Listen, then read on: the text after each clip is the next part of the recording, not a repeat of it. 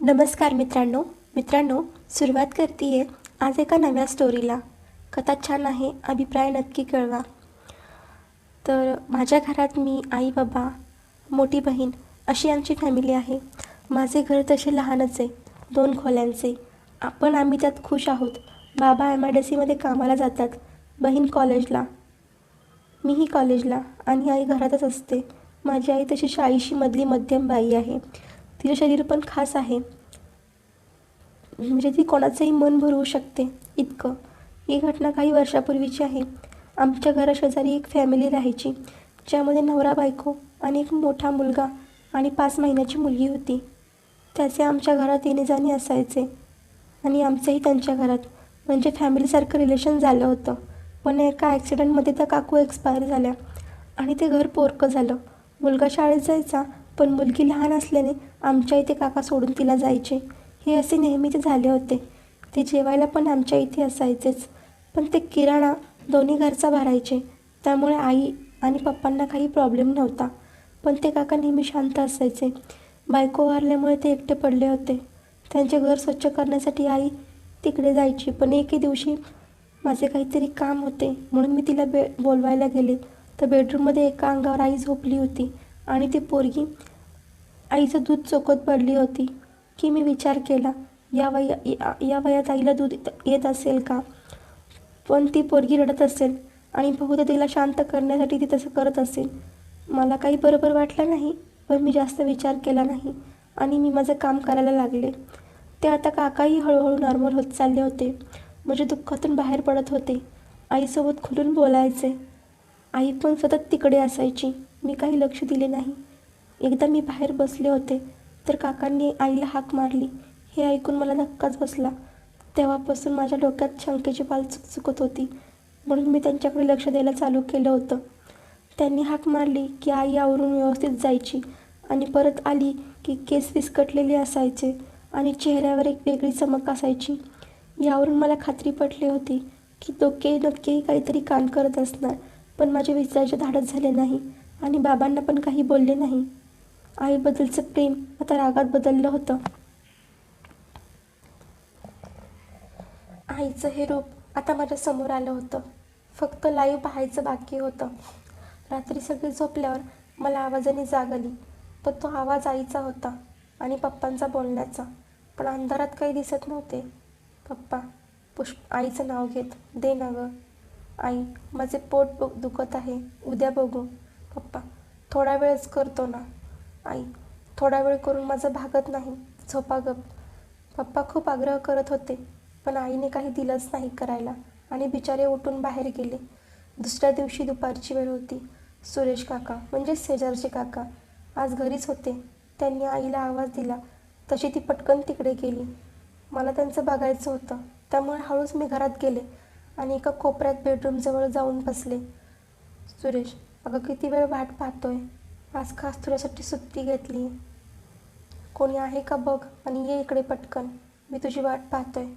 त्यांचे बोलणे ऐकून आत पाहिले तर ते पूर्ण ओपन होते, नांगडे होते आणि त्यांचा ते हातात घेऊन कुरवाळत बसले होते. जीवनात पहिल्यांदा एवढं मोठं बघितलं होतं.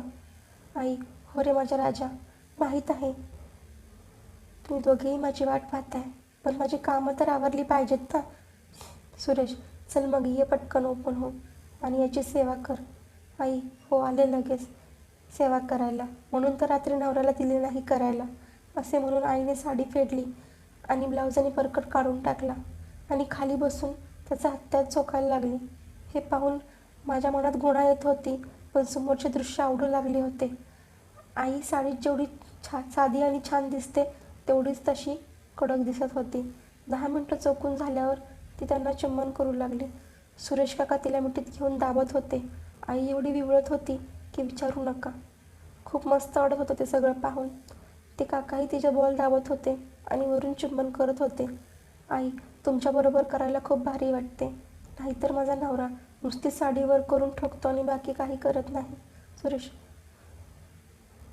तू आहेसच जबरा माल, मग केलं पण जबरच पाहिजे ना. आई, बरं बस झाले आता, मला द्या तुमचा, मी पाजरू लागली आहे. ते करा पटकन. आईचं बोलणं ऐकून आणि त्यांचं बघून माझी खाली ओली झाली होती आणि मीही यातून शहारू लागले होते. आईला बेडवर त्यांनी झोपवलं आणि त्यांचं हत्यार सरळ करून सरळ आईच्या समोर सेट केलं आणि एक जोरात धक्का दिला. तसा तो पूर्ण आत घुसला. आई ओरडली, आई गं मेले म्हणून. आई, तुमचं हे असंच घुसवणं मला जाम आवडतं. किती जोरात, एका धक्क्यातच जीव काढता माझा. हां, घुसवा अजून आणि घाला आत, गोल गोल फिरवा. सुरेश, हो पुष्पा, तुझी आवड सगळी मला माहीत आहे. घे धक्के, किती पाहिजेत तुला. घे अजून जोरात धक्के घे. त्यांनी देताच त्यांचा हात पण चालू केला होता बॉलवर दाबायला. आईला आता सहन होत नव्हते, पण दणके आणि बॉलवरचे दाबणे ती एन्जॉय करत होती आणि अजून जोरात करा असं म्हणत होती. आई, किती छान, किती जोरात हाणताय. पी माझे पीळ. तुझ्या पोरीला दिलंय दूध, दुधाचे उपकार फेड. कर जोरात. ती अशी बोलू लागली होती. त्या दोघांना कशाचीही फिकीर नव्हती. एवढे बेभान होऊन दोघं जंगलात करतात तसे करत होते. आणि आता माझी पण इच्छा झाली होती. पूर्णपणे पाणी माझंही निघत होतं. सुरेश, माझं गळणार आहे. कुठं? तोंडात करू की महिन्यात? आई, कर महिन्यातच. तुझीच आहे ती. जोरात सोड. मी आले करत आईने त्याला जोरात मिठी मारली. काका पण हे ऐकून शांत झाले होते आणि तसेच पडून राहिले होते. मी पटकन पळून खाली आले आणि कुणासोबत करायचे हा विचार करू लागले. तर माझ्या मनात पटकन बाबांचा विचार आला. मी हाच विचार करू लागले की बाबा कसे काय करू शकतील.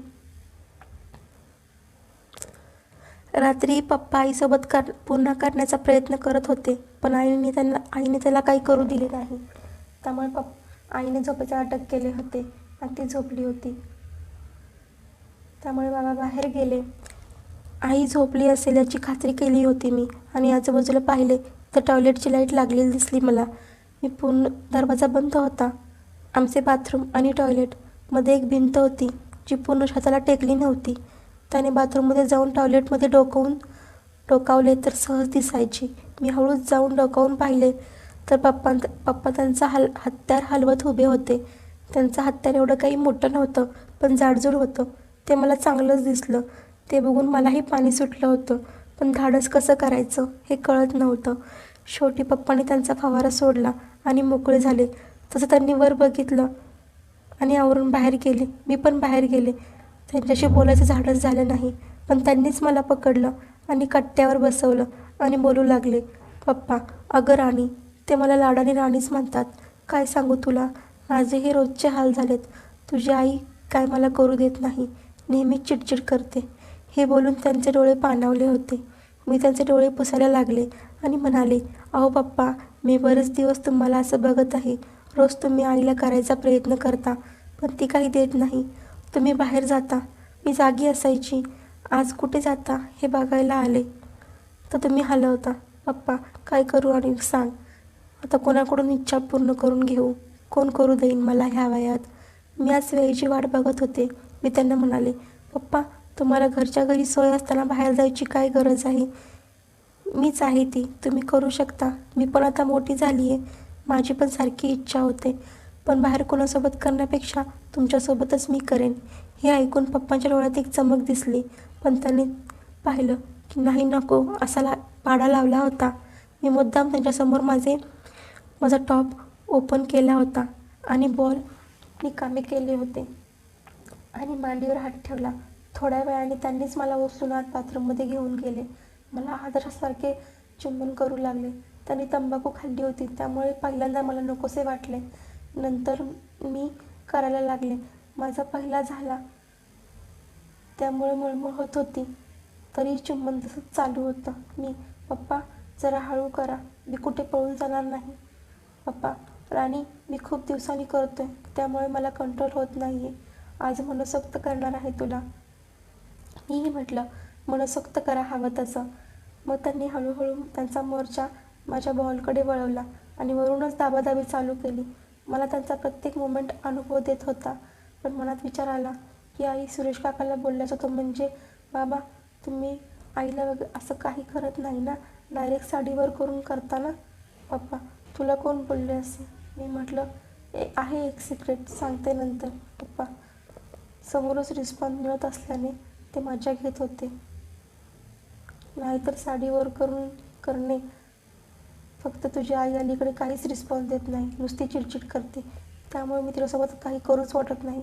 मनातल्या मनात म्हणाले, तिचा रिस्पॉन्स सुरेश काका असतो ना फक्त. मी, पप्पा तुम्हाला हवे तसे करा, मी तुम्हाला रिस्पॉन्स देईल आणि एन्जॉय पण करू देईल. त्यांनी माझा टॉप काढण्याचा प्रयत्न केला, पण त्यांना मी अडवले आणि आपण बाथरूममध्ये आहोत याची जाणीव करून दिली. त्यांनाही ते माहीत होते, त्यामुळे ते वरूनच फील घेत होते आणि मलाही देत होते. त्यामुळे माझाही पाझर फुटायला वेळ लागली नाही. मला त्यांच्या हातदारातली ताठरपणा जाणवत होती, म्हणून मी खाली बसून तो बाहेर काढण्याचा प्रयत्न करत होते. हातात घेऊ लागले होते. पप्पा फक्त हातातच घेणार आहेस का त्याला तोंडात घेऊन त्याची चव चोखणार आहेस? तोंडात घेतलं तर त्याची चव खारट होती, कारण मगाशीच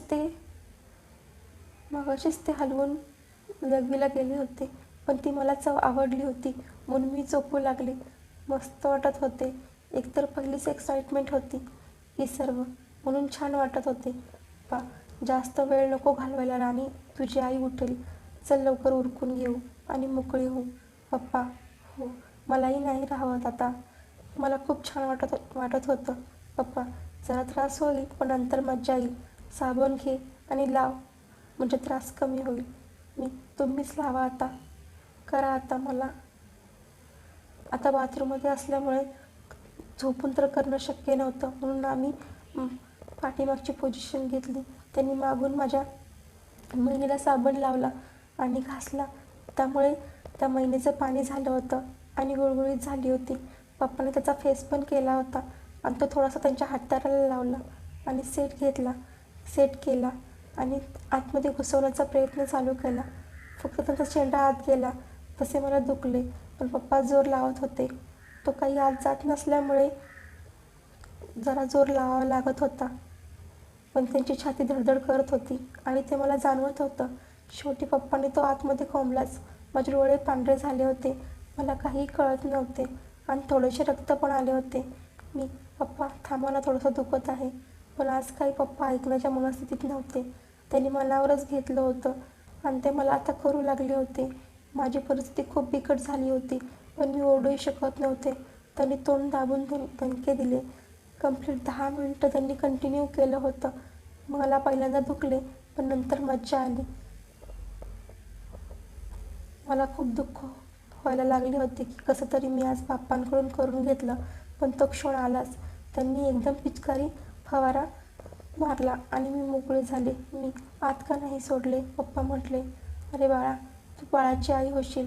मी म्हटलं, मला आवडेल तुमच्या बाळाची आई व्हायला. पप्पा म्हटले, तुझं लग्न नाही झालं बेटा, लोक काय म्हणतील? मी म्हटलं, ठीक आहे, मी समजू शकते. पप्पा मला सॉरी बोलले आणि तिथे फ्रेश होऊन आतमध्ये झोपायला गेले. तर मित्रांनो, स्टोरीचे भरपूर पार्ट आहेत, पुढेही पार्ट येतील. पण गणपतीमुळे तुम्हाला माहिती आहे, गणपतीमुळे डेली साऊंडचा वगैरे आवाज असतो, त्यामुळे मला रेकॉर्डिंग करायला जमणार नाही.